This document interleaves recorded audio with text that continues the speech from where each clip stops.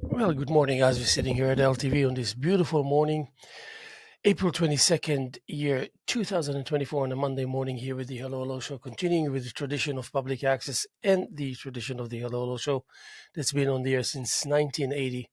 Of course, not to fail to mention the contribution by Fraser Dougherty, Francis Ann, and of course the likes of you out there to make it your business to enhance and fortify the concept of public access. Here with us this morning, Teresa Lawler. Very happy to have you here. And if you don't know Teresa and about Teresa, an, art, an artist in her own right, and the chair of the board of the Artist Alliance, and so much more that we're going to find out this morning. So, Teresa, first of all, it's an honor to have you here. Thank you. And I think Thank that you. lately we got kind of closer and closer, which makes me happy. And and I can't wait for people to find out about Teresa, because I know that there's much more than just art into your path, your creative path, and we'd like to hear about that. And then, of course, to enlighten people about the Artist Alliance, because in a funny way, in an interesting way, people don't know as much as they should know about the Artist Alliance, and this is great to have you here so we can decipher some mysteries, if at all there are any. But welcome to the show, and there's a few Thank words you. about Teresa. Happy Earth Day, Happy April 22nd. Passover. Yes, that too. And one of the reasons why I'm here also at LTV is because of Frank Sofo's art. Frank Sofo was a member of the Artist Alliance, member of the Wednesday Group, member of the Southampton Artist Association. He's just an incredible artist. And unfortunately, he passed away in January. And the Artist Alliance and different members have supported his works and remembering Frank. So that's the main reason why I'm here, is really to support Frank and the artwork that's here on your walls at LTV. He was an incredible painter, illustrator, and he supported everybody that came to him for the arts. He was really helpful. And I'm one of those people that he accepted into the Artist Alliance and to all the community of artists, and especially the Wednesday group, which we, from May until October, we go out different locations and we go out and paint. And a lot of these scenes that are here at LTV are scenes that were painted and created on our ventures in the vistas around the town. Montauk, Amagansett, East Hampton. Gene Samuelson was also one of the founders of the Wednesday group, and he and Frank really initiated it in 2010, and they really have been wonderful at accepting artists, and it's an independent painting group. And so a lot of these paintings here were formed on this expedition to different places locally. As well as a plein air painter, Frank was also involved with being an illustrator. His background is illustrations, and he made his own books. He made his own children's books. Besides the children's books, though, initiated, he did works for the Hardy Boys, couple of covers for Nancy Drew. That's is in his history. And also dance papers, a lot of local things. I think one year he even did the Fisherman's Fair for Springs Yeah. Improvement Society. Mm-hmm. So he loved this community. Also, his level of modesty was second to He none. did. I like that about him. He was a very modest, humble man. Yes. Very kind and supporting to all artists. It's like you know everything about him, but you know nothing about him because he kind of likes to be in the background. Yes, he really did. But obviously, the results of his painting speak a different story. Exactly. You know? Exactly. You're absolutely right. And he and his wife, Vinnie, we call her Vinnie, but her real name is Vincenza. Mm-hmm. They've been married for a number of years, and we're very close. And she's helped being supportive of his arts. And so it always takes a woman in the background to make it impossible, make it or break it. That's very It's true. like, That's oh my very God, true. it's like, But his books, and especially this one's my favorite, Vincent and Veronica, Victoria, and it's a very wonderful story. Veronica, no, Veronica, I'm yes, sorry. Vincent and Veronica, and it's about a cat that goes and accepts Vincent van Gogh, and he painted all the illustrations. And then there's another one about dreams, the ship of forgotten dreams. It's all about dreams. We all have dreams. That's his all the illustrations, yeah? All Yeah, of his, and some of those illustrations are at the East Hampton Library right now. Yeah. In the gallery downstairs. Yeah. Oh, I didn't know his that. paintings for that are downstairs in the gallery. Nice. So that's several of his paintings for these two books. He did another book, Veronica, and I think it was Monet and Veronica. Yeah. And so he's just It's interesting because I'm working on a series of 10 seals that are going on a journey, and each seal is actually speaking for virtue and equality.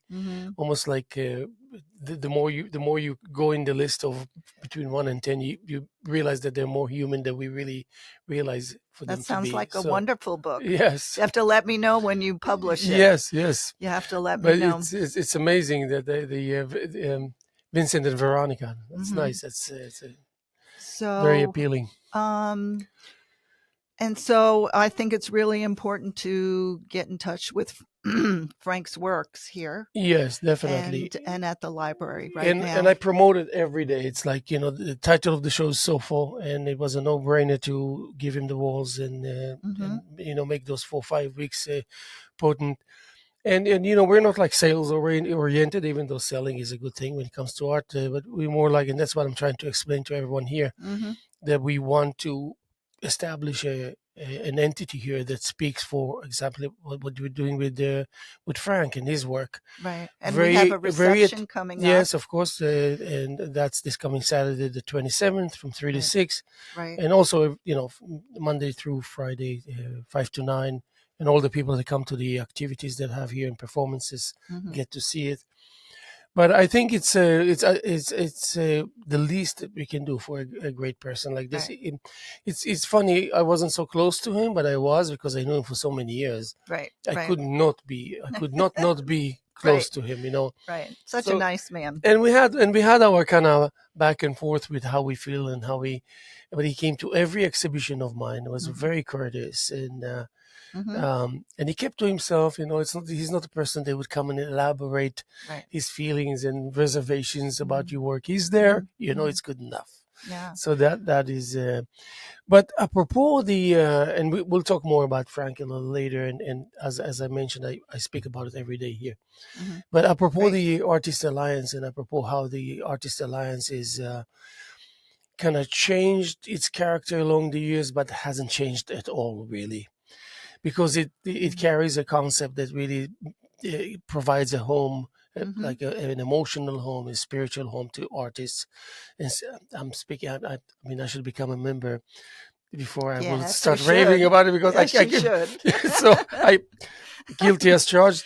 Okay. But maybe by the end of this session, I will be a member already. I hope so. I hope many people sign up. Maybe you'll help me do it, and we'll do it live. It's really not that difficult. You go on aaeh.org, of course, and you sign up to become a member. Absolutely. And we get in touch with you. Even if you don't want to become a member, you can sign up for a newsletter. Yes. And find out what activities we do and that we can do to support artists. That's what we're here for with the Artist Alliance. Of course, and it's a no-brainer. And any artists that are interested in joining, and it's great networking with other artists. You get to know other artists, what's going on, and it's a wonderful support. Yes, and I know the Alliance since the early days of Jimmy Ernst. Jimmy Ernst, of course, because I was very close to Dallas and Amy and whatnot. And I think I arrived here a few months after he passed away, which I never had the chance to meet with him. But it was very elaborated. There was huge parties at Guildhall, and here it was like an amazing thing. But again, I want to take the advantage and talk to you about the nature of the alliance, you being the chair, and it's like somewhat of a leader, you can give us a feel of why, beyond the obvious, why do we think it's so important? For me, I'm a retired art teacher. I taught for 28 years. I taught art, and I supported students kindergarten through 12th grade to learn about art, and it really helped them to know about art and to be able to create. And so having that experiences of young to older and now to adults, it really reinforces that adults need that support of creating art Just as as much much as a kindergartner. It's all a discovery, it's all an experience, it's all creative. Yeah. And that's what it's all about. It's all about them being able to show their work. It's not always easy to show your work. Yeah. There's a certain amount of, what do I want to say, energy and criticism to put your work out there. Yeah. And then once you've done it, it's a little easier, and you become more supportive of your own self and your own and the alliance is helping and your people own to open ability. up to that. Exactly. Yes. Exactly. So that's what we're pretty much all about shows, so that artists can show their work, so that artists can network, all those things that we need all through any age. So, and again, beyond the obvious, what does the alliance stand for? Beyond the obvious, obviously, this it's a no-brainer. But and also having your experience as an art teacher, the extension of it, how they both kind of come together into a union. Well, the Artist Alliance it's a non-profit organization. So we're not here to make money. We just want to be able to support the organization. We're not there to make any money. We're there to get as many artists to involved. sustain the concept, yes. Yeah, and get involved. And, that's our whole thing. I mean, Jimmy Ernst was originally the organization, and then it did change to the Artists Alliance. And like any organization, that it's all volunteers. We don't why it changed from. Why do you remember the reason of why it changed from? I didn't join the Artist Alliance until I retired from teaching. I really didn't have the time for creating art myself, except for the summer. And then during the summertime, it was like, it was precious to me. I didn't want to sell it. I didn't want anybody to have it, because it was like my time, my time to make art and be myself. And I did do plein air painting on my own. So I know that experience of it being precious, about putting yourself out there. And I think that the whole concept of now with me is that concept. Maybe it was different before. Maybe it was different before I joined the Artist Alliance. Yeah. But the people that I met, such as Frank, Gene Samuelson, Mary Milne, all of them leave there. They were all so kind and supportive of the arts that's the direction under Mary Milne, who was the previous president. That's the direction we went to. Yeah, and the heritage of the Artists Alliance wasn't always so lovey-dovey and all this from the times of Tom Steele. No, I don't know. I mean, yeah. I hear things. Yeah, but my mother always said. Let me finish my Okay, because I've been a part of every stage. I was a member for many years and all this. I didn't know that. And there was a level of rigidity that but had to be addressed. It's like because you care, not because you think that you should assume a position and so forth. You just really care for the concept, so you want to. But on the other hand, you can be sometimes very disappointed because people don't share the same kind of vision, and not that it's good or bad. That Yeah, of course. Any correct, organization. correct. Any organization. Correct. So it's not only that I speak for myself. There was a huge group out there. There were discussions. There were actually very constructive discussions about what the alliance should be. What is this all about? What is proper? What is not proper? What is it called for? What is not called for? Tom Steele came many times here, and before. What's his name? The one after him, the couple. Now I'm completely.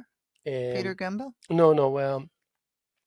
He was very good. They were both artists. He passed away not too long. I forgot the names. Anyway, so there was a level of camaraderie, but there was also exactly the opposite. So there was a lot of give and take in that sense.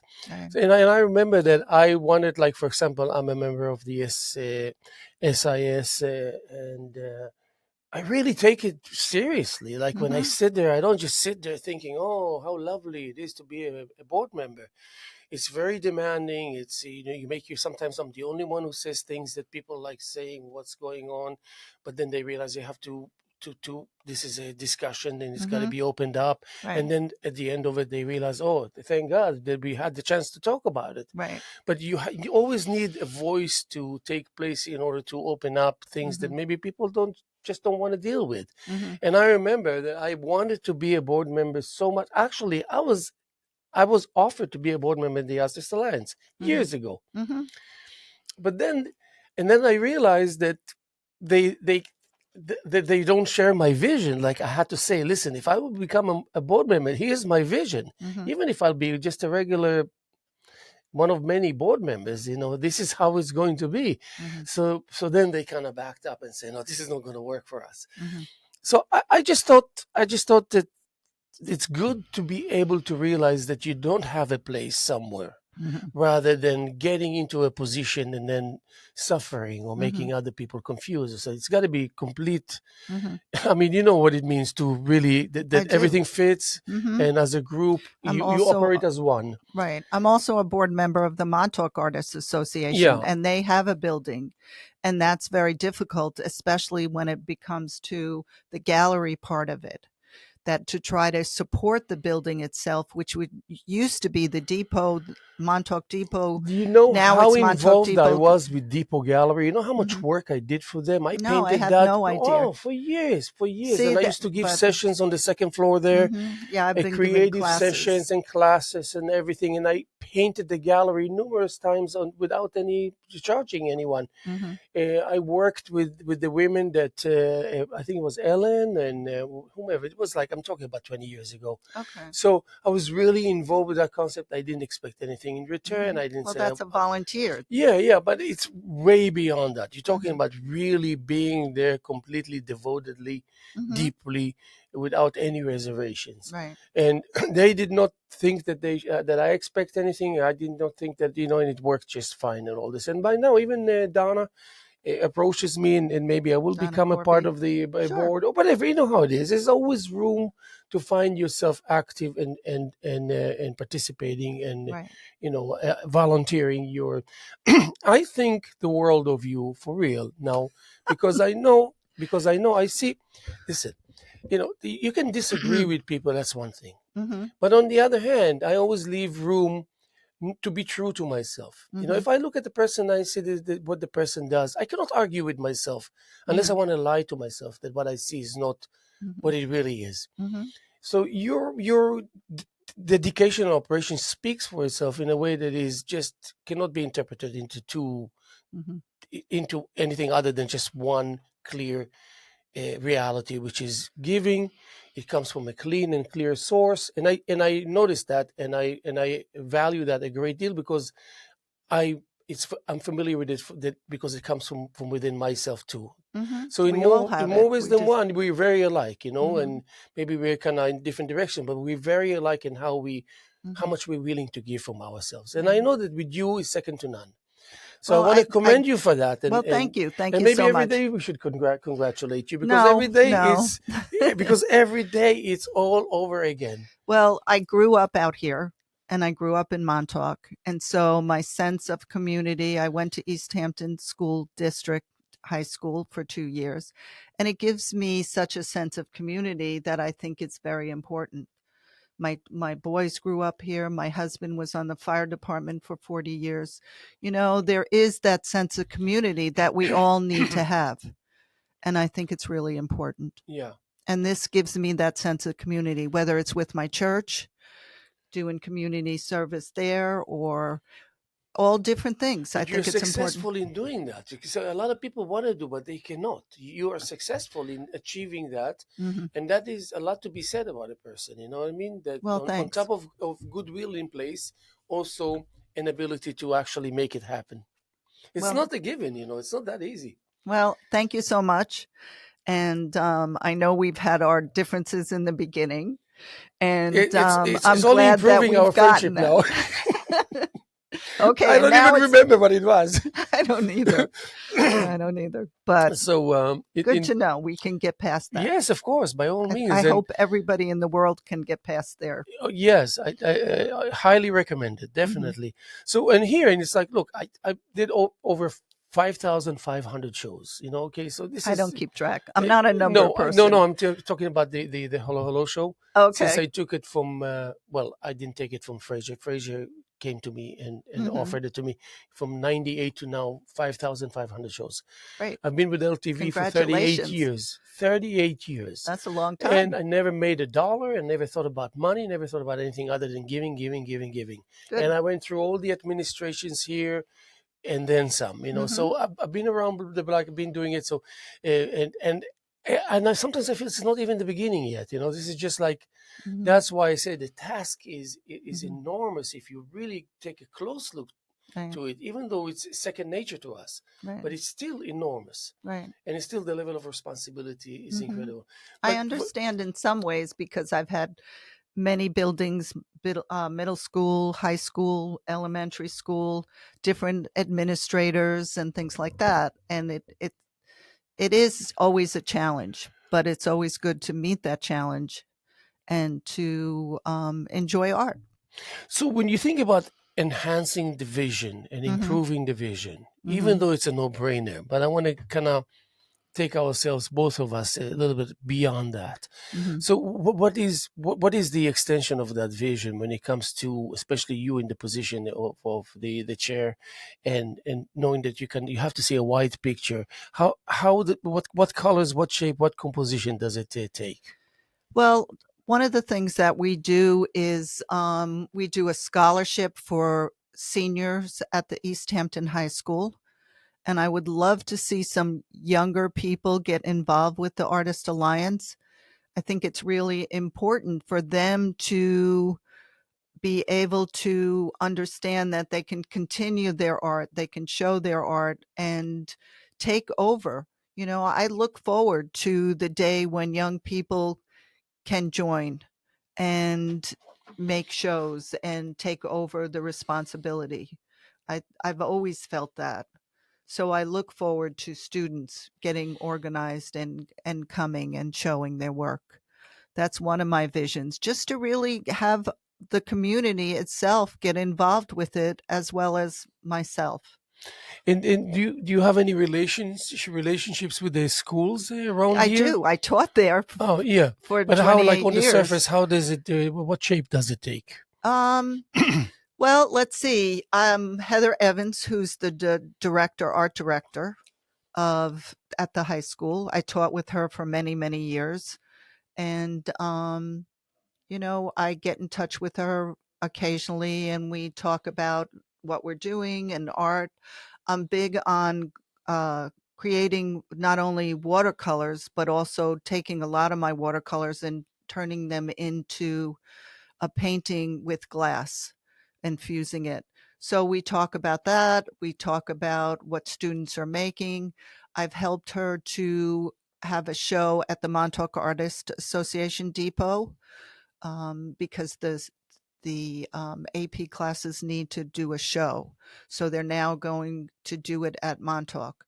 The scholarship, the what else is there? There's the East Hampton. I'm on the East Hampton Art Council, and we communicate with the high school students for March Madness. Yes. And in that March Madness, the East Hampton Art Council, with the town, along with the town, have these panels, 5 panels, that students for March Madness competition, they paint the panels, and then those panels are up in the walls. And so every year, more panels are added, more art is added, Yeah. Yeah. and And and also Project Most. I started with Project Most 20 years ago with Tim Bryden mhm, and Rebecca when they yeah, with the I very early remember they stages. used to use my art room at John Yeah. Marshall. That's where I took. Yeah. So probably you saw me, the John Marshall in spring school. I did Mhm. the second graders and third graders. I still Mhm. have about half a dozen of their paintings still, and we hung some of the paintings at town hall of the kids of the results. Mhm. So that can also be a. Yeah. What I would like to see. I would like to see like I have 5 kids of my own, so I know a thing or two about kids Mhm. and about their aspirations and about how important it is to be able to achieve the impossible, which means to maintain their natural ability to paint, because at Mhm. certain ages, just for some unknown reason, fades into the thin air. I know I Eh, love painting with my granddaughter, I but know. go So ahead.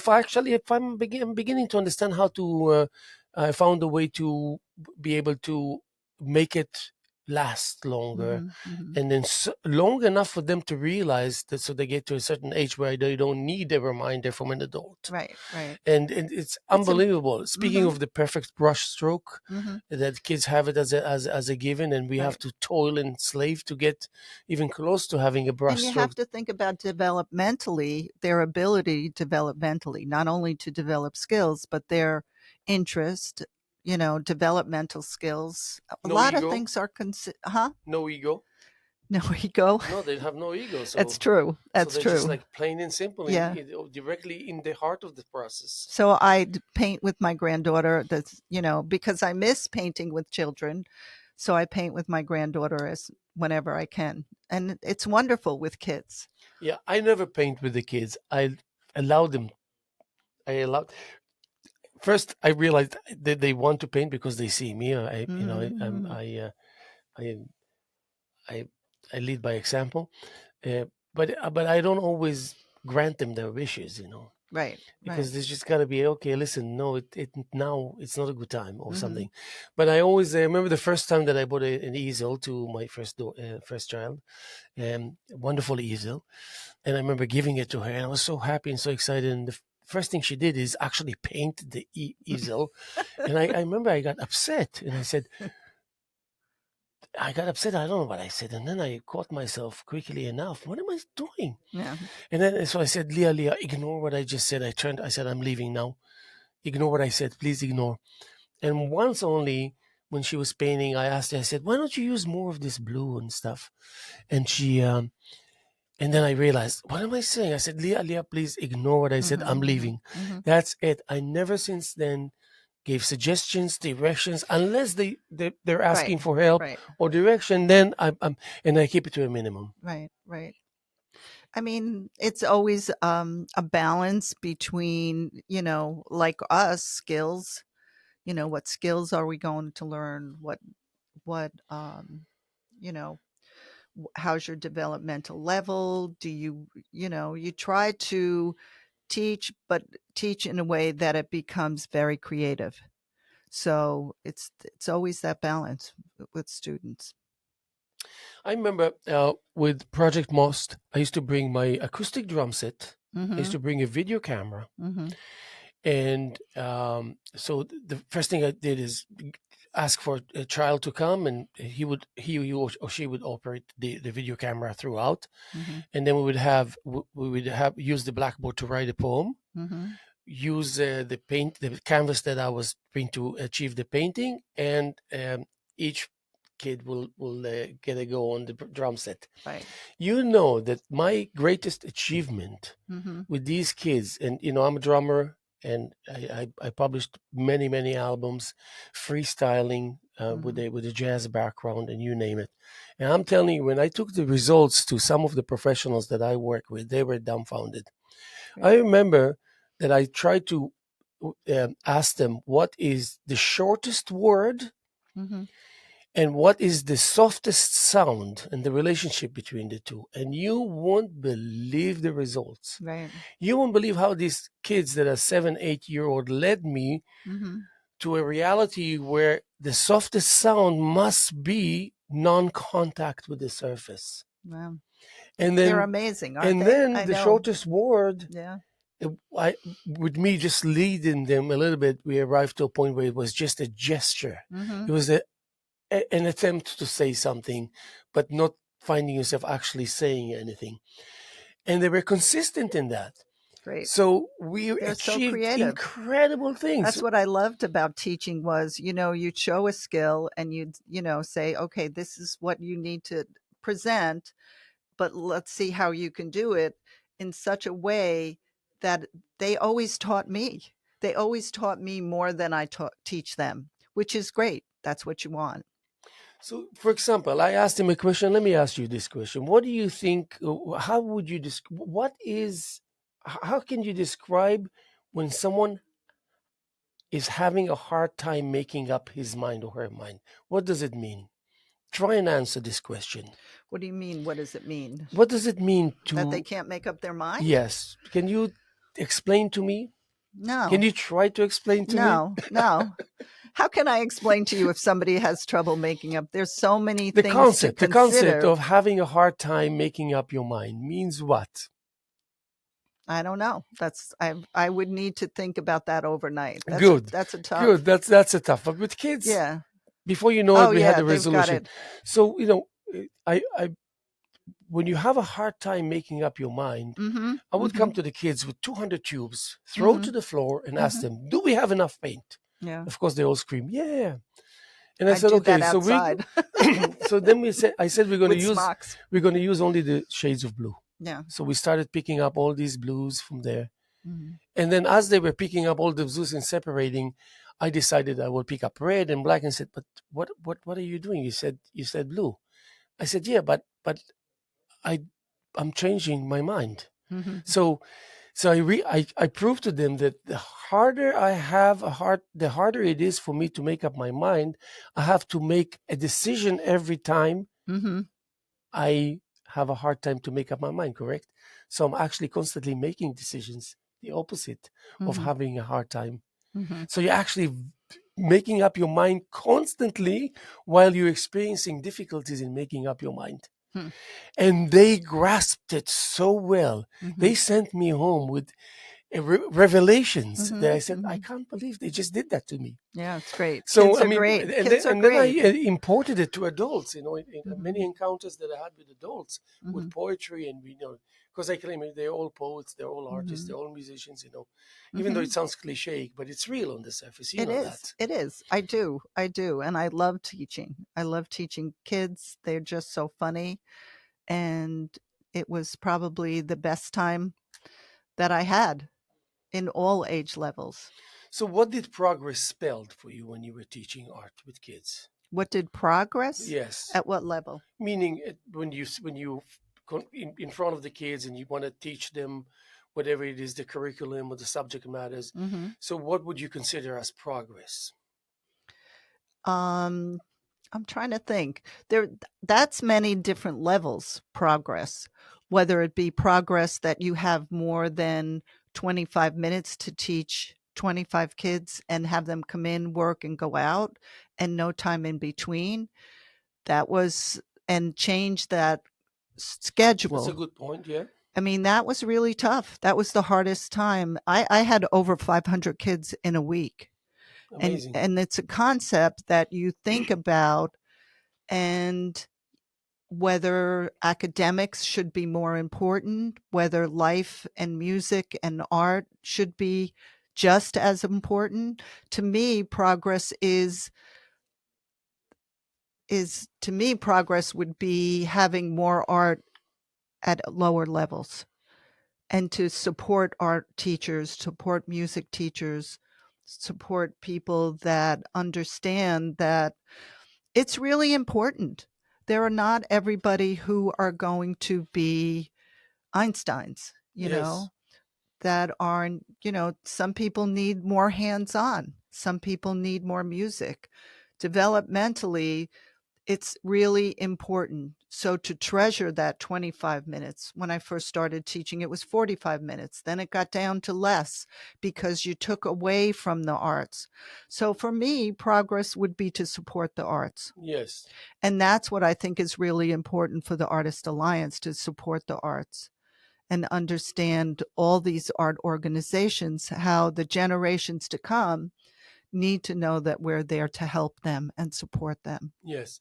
And not less the fact that they can help themselves too, Exactly. and Exactly. Well, because that's the important. only reason why they wouldn't do it is because they wouldn't know how to. Right. Right. They need to know that independence, but you know that with kids. Yes. I mean, I now have grandchildren, so I know my sons are independent and they, have jobs, they support their family, their wives, their kids, they work hard. Yes, of course. And that's, where you want them to be. Yes, and that's artistic in itself also. Right. So it's not, Let me just mention that we're sitting here with Teresa Lawler, Monday morning, April 22nd, year 2024. And it's also Earth Day and it's also Passover. So I want to wish a happy Passover to the Jewish community and for celebration and all of the above. So the uh, beyond that which makes us feel sad, losing a person like Frank Sofo, and I want to go back to Frank Sofo. Um, um, and for me, personally speaking, I remember I saw him prior to his passing, and I wasn't really quite. It wasn't quite evident that we're going to lose him anytime soon or anything. It wasn't aware, and it's always like, wait a second, he was just here a second ago, and then I was very surprised to see that it bothers me, it hurts me, and then I'm missing him, kind of thing. And even we weren't even really in touch in any way, shape, or form other than the. So, how's the Artist Alliance dealing with it? Well, we're trying to support his wife with whatever help we can. Did he have any children, by the way? He had a daughter. He and Vincenza had a daughter, Michelle, who they have 4 grandchildren now. And so we're really trying to help her and support her. We all have had losses. I lost my husband 3 years ago. And so I can help her personally as well as the Artist Alliance. When you lose somebody, that all you have to do is be there for them. Yes. And to help them and listen. And I think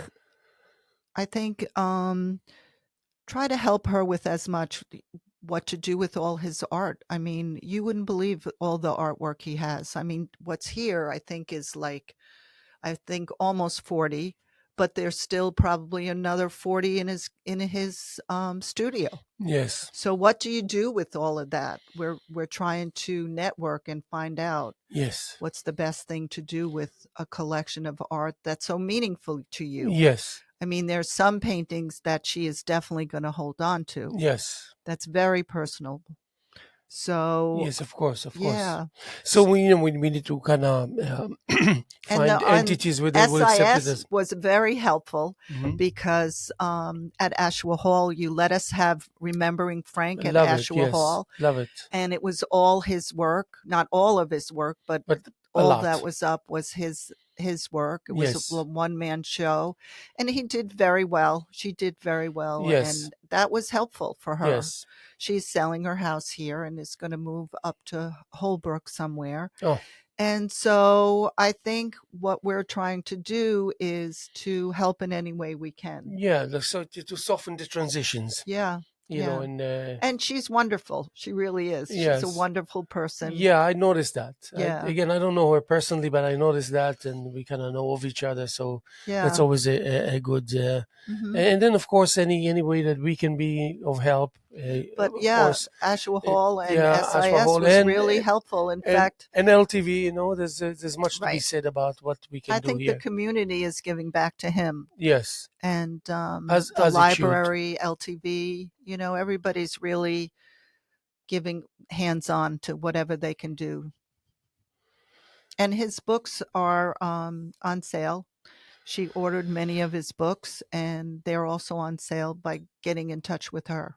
Yeah, that's good. Yeah. So, I, before we conclude, I really want to kind of focus a little bit about your art and your journey as an artist. Because I just want people to become just a little more aware of your hands-on journey as a painter, as a sculptor, and tell us a little bit about, because again, I what I know about your work is based on very little that I witnessed and experienced. Hmm. So far, what I witnessed and experienced is beautiful. But tell us a little bit about your struggle, about your vision, about your desires, about your passion It's a as an long artist story. per se. It's a really long story, Yeah, it's but I'll okay. be We brief. first of all we I'll have be time, so brief. you can I see. think all of Don't us try have and be brief. always Tell loved. us No, no, this no. time. I've always loved art. I've always loved art. So what is it My that gave you that dad, first spark that said, my okay, dad, my dad was a doctor and a science person, and we always looked at nature. We always looked at nature, whether it was rocks, whether it was bushes, whether it was lakes, whether it was the I ocean. love it. I mean, we used to go camping on the cliffs of Montauk Point because at that time you could. Yes, of course. So, and you'd hear the boats going out. It was growing up was such a wonderful, Montauk was a wonderful place. And then as you expand and you take classes, and art just became part of my life. And I always knew I wanted to be an artist and an art teacher because of my love of children. So for me, it kind of brought me into a direction of teaching and constantly doing art classes. And my goal as an art teacher was to take every medium that I didn't know about, whether it was glass fusing, whether it was painting, whether it was oil, whether it was watercolor, anything that I didn't know, I needed to know. Printmaking. I took printmaking with Japanese senseis and every single medium.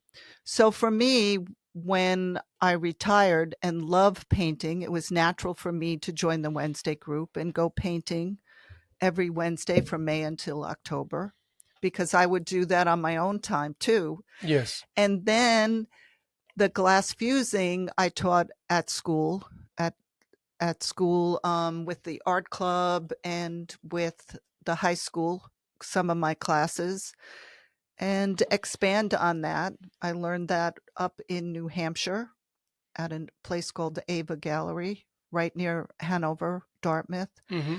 And it just took over, especially when I went from little pendant glass pieces to a landscape. That was it. I was hooked.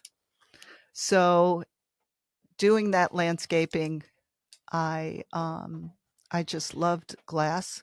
I started with this little tiny kiln and I had to click it up by hand. Mm-hmm. Now I have 2 digital ones. I just got a new one. Yes. And I love it. I can do things that are craft, like dishes, kind of pendants, all kinds of Yeah. crafty things. And I also do what's in my heart the most, which is a visual artist and painterly way. So you interpret your surrounding into and infuse it into your work. Is that something that takes Most of the place? time, whether it be with color or there's so So you use many, it as a source of inspiration and source of just like tools, like and also a scientific experimentation, because using a of what kiln, nature?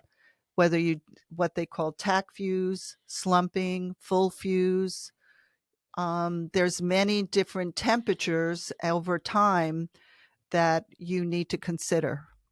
One of my favorite stories is when they did the Hubble camera lens for the Yes. Hubble spacecraft. Oh yes. Scientists made that lens, and they took a year using the glass, forming it, melting it, and then cooling it. and they took it out of the kiln after a year and it cracked Hmm. because it was too quick. And I'll tell you, I've cracked many a piece of Oh glass. my God. So it's a wonderful experimental, different techniques and skills that you learned, and I love it. Yes. I love it. That's good. So do you are you looking for ways to reinvent yourself, or is it something natural that you find yourself being reinvented, Yeah, or is it probably. it's probably in the details? Can you elaborate a little bit about that? About So, one of the techniques that I've learned recently is with what's called stringers, and they're long, skinny pieces.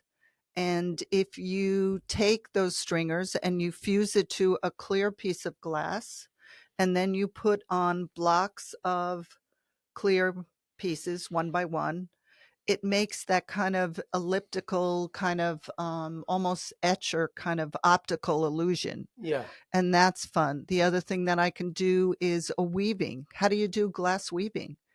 I with the right take temperature, you can. Yeah. no, you have to take forms. So you need forms to it's really pretty complex. Yes. Yeah. Yeah. It's very complex and it's very interesting and it's a lot of fun. But how do you do that without heat related? It is heat related. Oh, heat is heat related. Yeah. Yeah. So I take the strips of glass and I put it on a form Okay.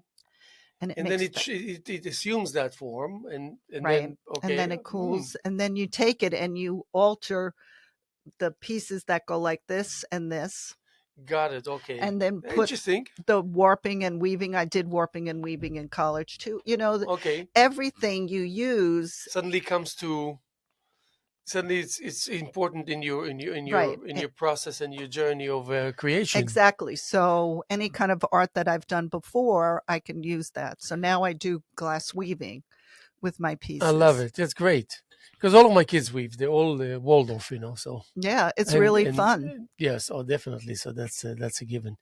And I wish more parents will I realize this importance. And Yeah, it has that stigma, yes, it has that It's like, stigma. yeah, I know. It's like ridiculous, isn't I it? know. I I know. mean, it's easier said than done. Not every family can have that kind of awareness Mhm. and access to it Right, right. and opening. Because for Mhm. me, I come from a family. This world of my sister, my brother-in-law. They were all kind of and.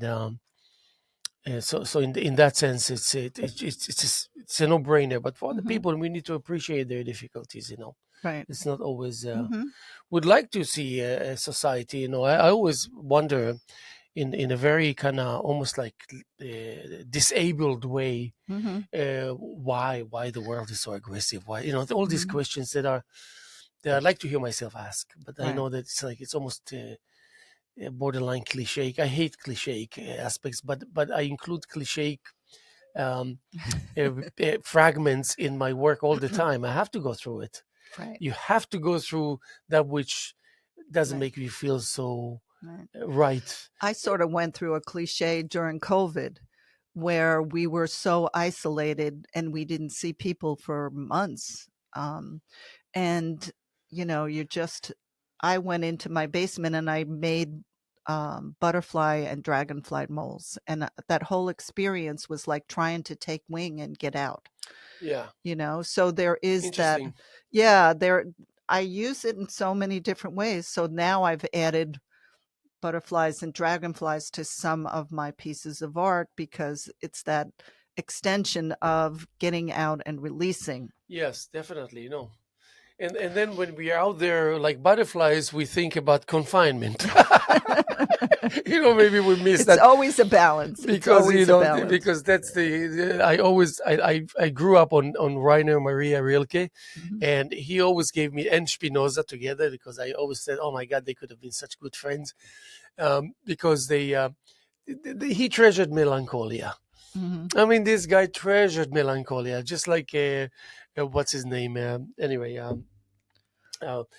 and I forever and ever. It's just, how can such a great thinker, poet, artist treasure melancholia? He was just like that. Solitude was a commodity for Mhm. him, Mhm. and then I realized that you can really find yourself using and digesting solitude as something that doesn't have any negative connotation. Right. That it promotes the self, the clarity of thought, and all this. But then that in itself takes a lifetime, you know. Right. So if you want to do so many things, you don't know. You just say, you know what? Any realization is enough. Right. You know, you don't have to dwell and think you have to conquer the world, but you know, at some points you have to go with your passion and with your instincts until you realize you have to slow down because there's so much else to do. Right. You know, in that sense. So anyway, I want to conclude. We did about 50 minutes, which is great. One of the things that I'd like to kind of put out there, just real quick, is that we're always looking for places to show. That's been really difficult in the community to find a place. We have almost 100 members. The most we have members in a show is 60 people. So it is difficult to show with that amount of people. So I'm hoping that if anybody has any ideas, they can get in touch with me. Okay. We'd like to do more shows. Wonderful. So first of all, I want to thank you so much for your generosity of being here. And I hope that I lived up to your expectations in this encounter and interaction. Me too. Yes. I told you it's going to be a chat on the air, and that's exactly what we had. Okay. And it's almost an hour, so that speaks for itself. Good. So thank you so much. It's my passion, so it's easy to speak it. Wonderful. And also, I wish for you to continue being successful in leading the Artist Alliance and contributing to our community in the way that you do. Thank you. And then, of course, wanted to mention that this Saturday, the 27th, we have an opening reception of Frank Sofo, and that show is going to be throughout the first week of May. And don't miss it. You know, it's and come and support anyway. And we're going to be here tomorrow as much as we were here yesterday, and as much as we're here this morning on Monday morning, April 22nd, year 2024, here with the Hello Show. And my name is Haim Mizrahi. And again, thank you to my guest, Teresa Lawler. Thank you. And God bless. We'll see you sooner than later. Thank you very much.